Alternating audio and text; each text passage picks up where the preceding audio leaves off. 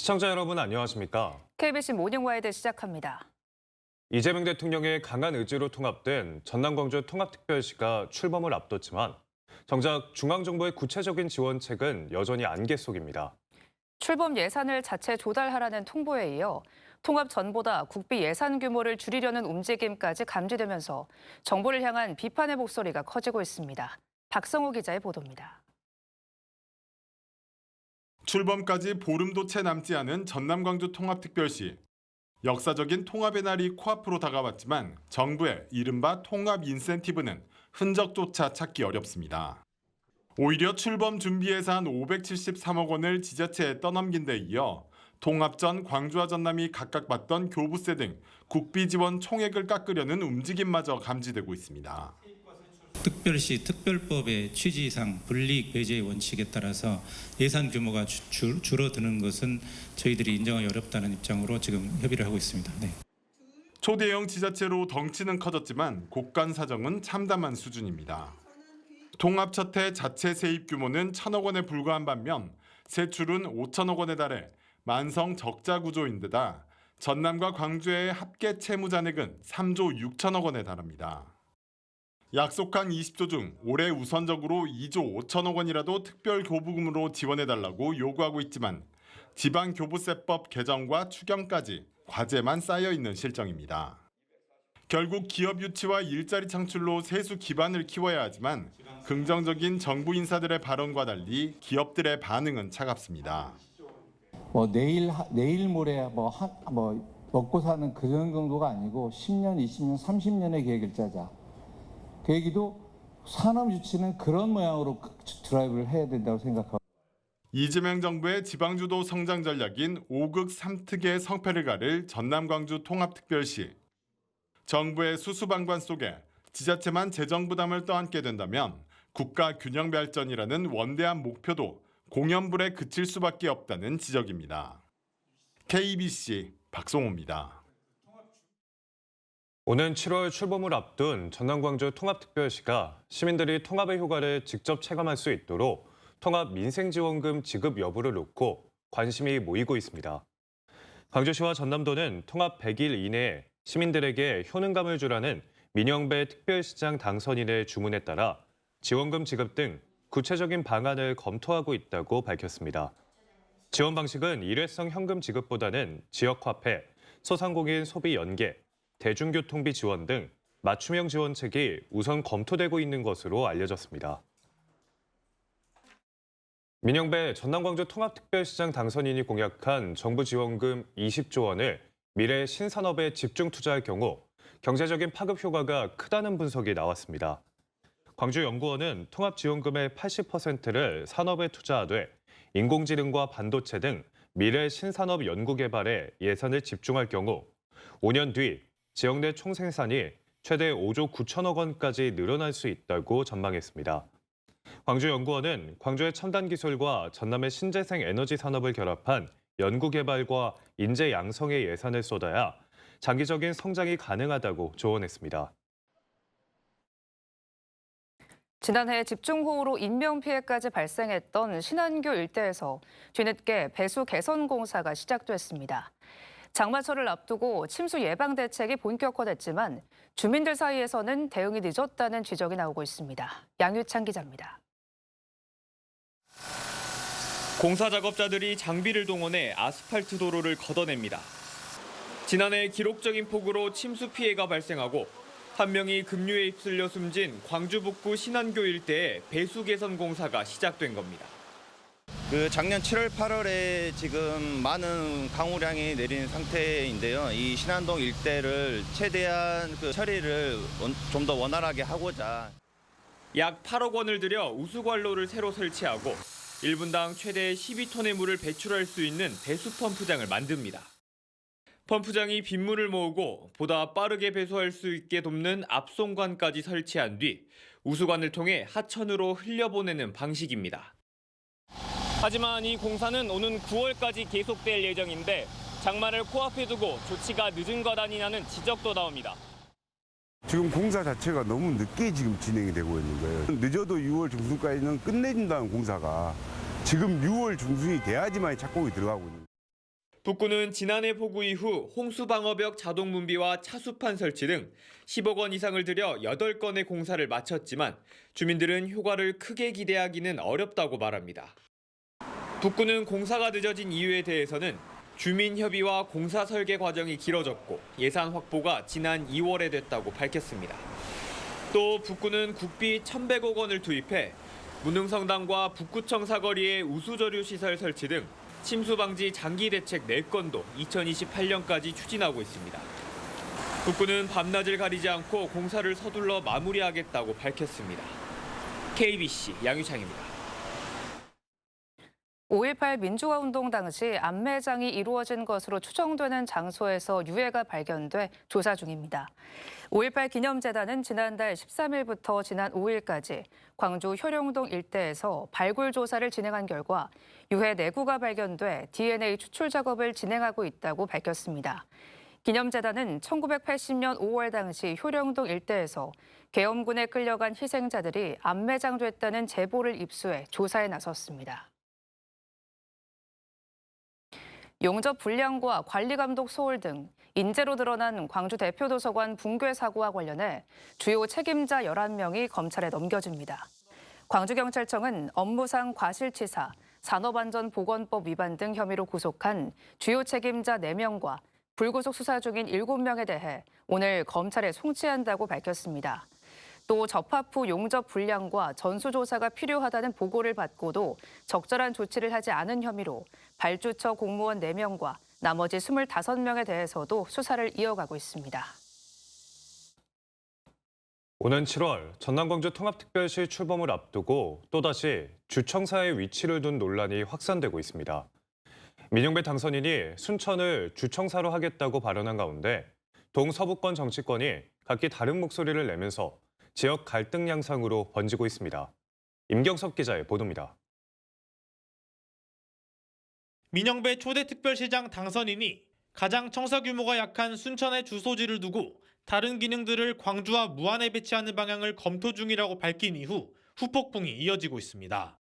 전남 서부권 정치권과 기초단체장 당선인들은 기존 도청 소재지인 무안 남학을 홀대하는 처사라며 즉각 반발하고 나섰습니다. 목포를 지역구로 둔 더불어민주당 김원희 의원은 SNS를 통해 통합특별시 청사를 남학에 두는 것이 전남 농어촌 주민들과의 되돌릴 수 없는 약속이라고 비판했습니다. 주청사 이 선정 기준을 청사 규모가 작은 곳으로 정한다는 것은 논리적으로 굉장히 납득하기 어려운 논리예요. 반면 여수 등 동부권 정치권은 적극적인 환영의 뜻을 밝히며 팽팽하게 맞서고 있습니다. 더불어민주당 주철현 의원은 순천 주사무소 결정이 상생과 균형 발전을 구체화하는 의미 있는 결정이라며 맞불을 놨습니다. 전남 동서부 간 갈등 양상을 보이자 인수위는 사무소 주소지를 순천으로 검토하고 있을 뿐 인수위에서 다시 논의할 것이라며 한발 물러섰습니다. 주청사 소재지라고 하지 않으셨고 주소지를 사무소 주소지를 순천 말씀하셨던 걸로 알고 있고 이건 의견이라고 말씀하셨고 인수위원회에서는 인수위 안으로 논의할 거라고 하셨기 때문에 지방자치단체의 청사 위치 변경은 지방자치법 제9조에 따라 지방의회 재적위원 과반수의 찬성을 통해 조례로 최종 결정될 예정입니다. KBC 임경섭입니다. 민영배 통합특별시장 당선인이 오늘부터 분야별 현장 소통 행보에 나섭니다. 시민 민영배가 특별시민에게 듣습니다를 주제로 진행되는 특별시민과의 대화는 오늘 오전 10시 광주 창조경제혁신센터에서 창업 분야를 시작으로 오는 22일부터 25일까지 나주와 목포, 여수, 광주를 돌며 문화관광과 여성, 농림해양수산, 노동 등 5개 분야에 걸쳐 이어질 예정입니다. 참여를 희망하는 시민은 누구나 포스터에 삽입된 QR코드를 통해 신청할 수 있으며 제안된 의견은 통합특별시 시정 운영과 정책 수립의 기초자료로 활용됩니다. 광주경실련이 전남광주 통합특별시 출범을 앞두고 쪼개진 광주, 행정은 어떻게 바뀌어야 하냐를 주제로 토론회를 열었습니다. 토론회에서는 통합 이후 광주가 5개 자치구로 분산되면서 광역교통과 도시계획 등 대도시 행정 기능이 약화될 수 있다며 이를 보완할 제도적인 장치가 필요하다는 주장이 제기됐습니다. 또 통합의 성공을 위해서는 행정구역 통합에 그치지 않고 생활권 중심 행정과 주민자치, 시민 주권 확대가 함께 추진돼야 한다는 의견도 나왔습니다. 김민석 총리와 정청래 민주당 대표가 이재명 대통령의 해외 순방 귀국길을 동시에 마중 나갔습니다. 하지만 차가운 반응이 이어져 갈등설은 가라앉지 않고 있습니다. 지역 국회의원들의 반응도 제각각입니다. 정지용 기자의 보도입니다. 10일간의 유럽 순방을 마치고 귀국한 이재명 대통령을 김민석 총리와 정청래 민주당 대표가 나란히 맞이했습니다. 정청래 대표는 고개를 깊숙이 숙였고 대통령은 굳은 표정으로 지나쳤습니다. 행사가 끝난 후 김 총리와 정 대표는 별다른 대화 없이 제갈길을 가면서 갈등설은 수습되지 않았습니다. 오후에 열린 의원총회에서 정청래 대표는 이재명 대통령의 외교 성과를 지켜 세우며 적극 뒷받침하겠다고 말했습니다. 이번 이재명 대통령의 G7 유럽 순방은 국익 중심 실용 외교의 정수를 보여주었습니다. 최근 당내 상황과 관련 지역의 한 국회의원은 지방선거 과정에서 균열이 생겼고 당 지도부가 책임을 지지 않으면서 갈등이 커지고 있다고 지적했습니다. 이어 정청래 대표를 겨냥해 당권 경쟁이 심해지면 국정 운영에 부담이 된다며 백의종군해야 한다고 말했습니다. 다른 의원은 지방선거 평가에 대한 시각차가 있다면서 정 대표에게 책임을 강요하는 것은 옳지 않다고 반박했습니다. 한 의원은 지방선거 후 정 대표에 대한 실망감이 커지면서 호남의 표심이 갈렸고 당대표 선거 구도가 김민석, 정청래, 송영길 등 3파전으로 변했다고 분석했습니다. 호남 민심은 이재명 대통령과 당대표의 관계를 살피면서 지지 후보를 결정할 가능성이 높다고 지역 국회의원들은 전망했습니다. KBC 정주영입니다.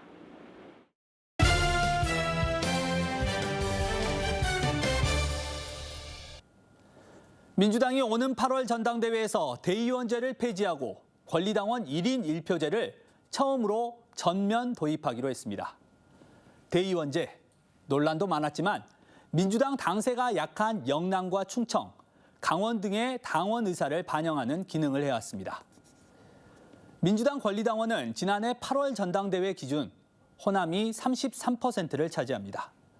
경기, 인천, 서울, 강원, 제주를 합한 것보다 많습니다. 여기에 이번 지방선거를 치르면서 호남의 당원 수는 기존 대비 2배 가까이 크게 늘었습니다. 권리당원 1인 1표 전면 도입은 곧 호남의 표심이 민주당 지도부를 뽑는다는 말이 됐습니다. 당권 주자들의 호남 공들이기도 열기를 더하고 있습니다. 김민석 총리, 정청래 대표, 송영길 의원까지 연일 호남을 찾아 지역에 대한 애정을 드러냅니다.